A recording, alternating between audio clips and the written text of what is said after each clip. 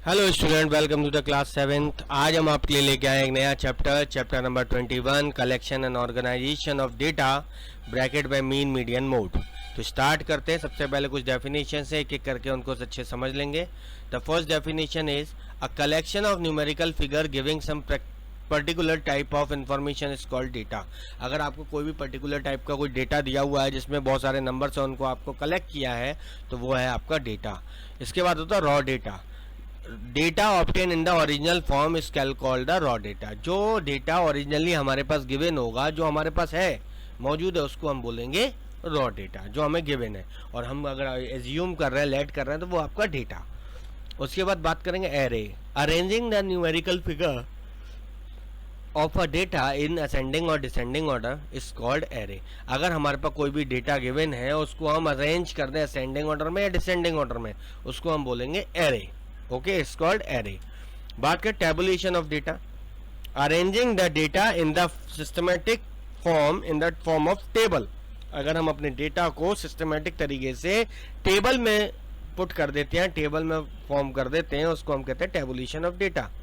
उसके बाद बात करेंगे ऑब्जर्वेशन। ईच न्यूमेरिकल फिगर, जो भी न्यूमेरिकल फिगर हमें मिलती है डेटा में, उसको हम बोलते हैं ऑब्जर्वेशन। तो each numerical figure is in data is called observation. Numerical data में जो भी डेटा में मिलेगा, उसमें जो भी नंबर होगा, हर एक नंबर को हम एक ऑब्जर्वेशन बोलेंगे। फ्रीक्वेंसी ऑफ एन ऑब्जर्वेशन, यहाँ पे है the number of times a particular observation occur in called its frequency. अगर कोई नंबर बार बार रिपीट हो रहा है उस डेटा के अंदर, तो वो उसकी फ्रीक्वेंसी हो जाएगी। ओके, उसको हम फ्रीक्वेंसी बोलेंगे। Last definition, statistics it is the subject that deals with the collection, presentation, analysis and interpretation. इसमें क्या होता है, स्टैटिस्टिक्स एक ऐसा सब्जेक्ट है जिसमें हम डेटा को कलेक्ट करते हैं, प्रेजेंट करते हैं, एनालाइज करते हैं और फिर उसके बाद उसका यूज करते हैं। तो इसको हम स्टैटिस्टिक्स कहते हैं। ओके, बात करते हैं टॉपिक की। तो सबसे पहले आता मीन। तो मीन दो तरीके से फाइंड कर सकते हैं, एक तो अनग्रुप्ड डेटा का और एक ग्रुप्ड डेटा का। तो अनग्रुप्ड डेटा का फॉर्मूला होता है mean is equal to sum of the given observation divided by number of observation, given observation. Okay, ये है अनग्रुप्ड का। उसके बाद होता है टेबुलेटेड डेटा या ग्रुप्ड डेटा, जो मैं ग्रुप्ड देखा हूँ टेबल की फॉर्म में। तो उसमें क्या होता है, let the frequency of n observation, मान लीजिए एन ऑब्जर्वेशन है और वो दे रखी है x1 x2 x3 से xn तक, और उसके साथ उसकी फ्रीक्वेंसी भी दे रखी है f1 f2 f3 से fn तक। देन वी डिफाइन, तो हम डिफाइन कैसे करेंगे, मीन होता है summation fi xi upon summation fi। यहाँ पे जो सिग्मा है, इसको कॉल्ड सिग्मा कहते हैं, is the Greek letter showing summation. इसको, ये ग्रीक लेटर है जिसको हम समीशन कहते हैं। इसका मतलब होता है समीशन। समीशन मतलब sum of all the observation. Okay, बात करते हैं एक्सरसाइज की। एक्सरसाइज 21A, उसमें क्वेश्चन नंबर 3 ले लिया है। पहला क्वेश्चन डेफिनेशन का है, डू योरसेल्फ। दूसरा क्वेश्चन 2 से लेके 4 तक के सभी कुछ एक जैसे हैं। मैंने थर्ड वाला ले लिया है। The daily wages of 15 worker in a factory are given below. यहाँ पे 15 वर्कर के वेजेस लिखे हुए हैं, मतलब उनका कमाई जो दिन भर में वो कमाते हैं। Arrange the data in ascending order and prepare the frequency table. सबसे पहले अरेंज करना है असेंडिंग ऑर्डर, मैंने असेंडिंग ऑर्डर में अरेंज कर दिया।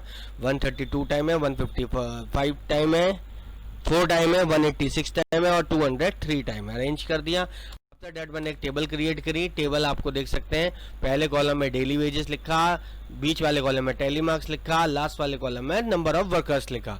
तो सबसे पहले डेली वेजेस मैंने लिख लिए। कौन कौन से डेली वेजेस थे, पीछे हमने देखे थे, 130, 150, 180 एंड 200। 130 कितनी बार आया, 2 टाइम, तो 2 वर्कर की सैलरी 130 एक दिन की। 150 4 वर्कर्स की है, 180 6 वर्कर्स की है, 200 3 वर्कर्स की है। उसके बाद मैंने इनके टैली मार्क्स प्रिपेयर कर दिए। 2 का मतलब 2 डंडे, 4 का मतलब 4 टाइम्स, एंड देन 6 का मतलब 4 टाइम, एंड 5th टाइम जो कट करेगा, और 6 एंड 3 का मतलब 3 डंडे। तो इस तरीके से हमने टैली मार्क्स कंप्लीट कर ली। उसके बाद हम बात करते हैं क्वेश्चन नंबर 7 की। यहाँ लिखा है find the mean of first 6 odd natural number. यहाँ पे पहले 6 ऑड नेचुरल नंबर की बात हो रही है। तो यहाँ पे हम सबसे पहले फर्स्ट 6 ऑड नेचुरल नंबर लिख लेते हैं, 1 3 5 7 9 एंड 11। ठीक है, ये वो नंबर्स हैं, फर्स्ट 6 ऑड नेचुरल नंबर। अब हमें निकालना मीन। तो मीन का फॉर्मूला आपको पता है, सम ऑफ द गिवन ऑब्जर्वेशन और number of the given observation. तो सम करना है, जितनी ऑब्जर्वेशन आपको गिवन है इन सब का सम करना है। तो देख लीजिए आपने सम में रख दिया 1 + 3 + 5 + 9 + 7 + 11 एंड डिवाइडेड बाय 6, क्योंकि टोटल नंबर 6 है हमारे पास। टोटल कर लिया 36 डिवाइड बाय 6 का डिवाइड देंगे तो टोटल मीन निकल के आ गया 6। एक और क्वेश्चन लेते हैं, question number 9, find the mean of first 5 prime numbers. इस बार हमने पहले 5 प्राइम नंबर्स लेने हैं।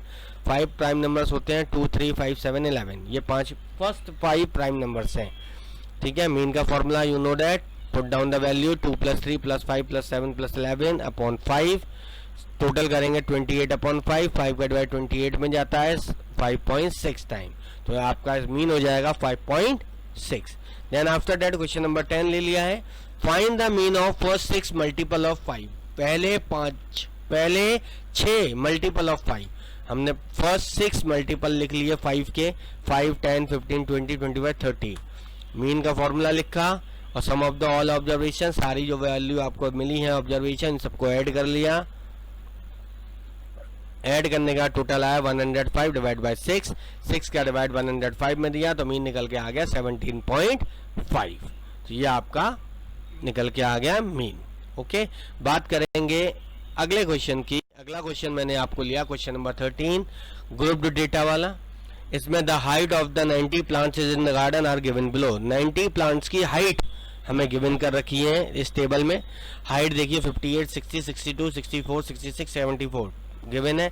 नंबर ऑफ प्लांट है 58 सेंटीमीटर। हाइट कितने प्लांट की है 20 की। ऐसी 60 की देख ली, 762, 64, 66 एंड 74 सबकी यहाँ पे हाइटें लगे, कितने नंबर ऑफ प्लांट की हाइट इतनी है। देन उसके बाद आगे लिखा हुआ फाइंड द मीन हाइट। हमें मीन हाइट फाइंड करनी है, मतलब हमें डेफिनेटली मीन फाइंड करना है। सॉल्यूशन किस तरीके से हो, सबसे पहले एक टेबल प्रिपेयर होगी, एक तरफ हाइट लिखनी है, दूसरी कॉलम में आपको नंबर ऑफ प्लांट्स लिखते हैं जो भी आपको टेबल में गिवन है। उसके बाद आपको ध्यान रखना हाइट जो है, जो भी नेम्स है वैल्यूज है उनको हम एक्स मानते हैं। नंबर से जो भी होता है, number of student, number of plant, जो भी नंबर्स में आया गिवन हो उसको हम फ्रीक्वेंसी मानते हैं एफ से, तो डिनोट कर दिया है। उसके बाद मैंने एफ इंटू एक्स का मल्टीप्लाई करके एक कॉलम बनाया है, जिसमें मैंने देखिए पहले कॉलम में 58 और 20 का मल्टीप्लाई किया तो 1160, 60 और 25 का मल्टीप्लाई किया 1500, 62 और 15 का मल्टीप्लाई किया 930, 64 और 8 का मल्टीप्लाई किया 512, 66 और 12 का मल्टीप्लाई किया 792, 74 और 10 का मल्टीप्लाई किया 740। तो इस तरीके से मैंने एफ इंटू एक्स की टेबल प्रिपेयर कर ली और इन सभी जो वैल्यू एफ इंटू एक्स में जो भी वैल्यू आई है इन सबका टोटल को कहेंगे सिग्मा एफ आई एक्स आई और एफ के टोटल को कहेंगे सिग्मा एफ आई। ठीक है, तो ये हो जाएगा आपका सिग्मा एफ आई टोटल निकाल लिया मैंने 90 और सिग्मा एफ आई एक्स आई का टोटल निकाल लिया 5634। देन फॉर्मूला नोट कर लिया मीन का, sigma F I X I upon sigma F आई।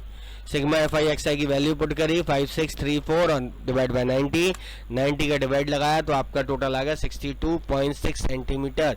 ये आपकी मीन हाइट है। ठीक है, मीन हाइट निकल के आ गई 62.6 सेंटीमीटर। इसी तरीके से बाकी के टेबल वाले क्वेश्चन, ग्रुप 2 क्वेश्चन आप खुद करेंगे। आज का जो आपका होमवर्क है वो है complete question 1 to question 15 in exercise 21A from your book. Question number 1 से 15 तक के सभी क्वेश्चन आपको कंप्लीट करने हैं एक्सरसाइज 21A के। Okay students, thank you.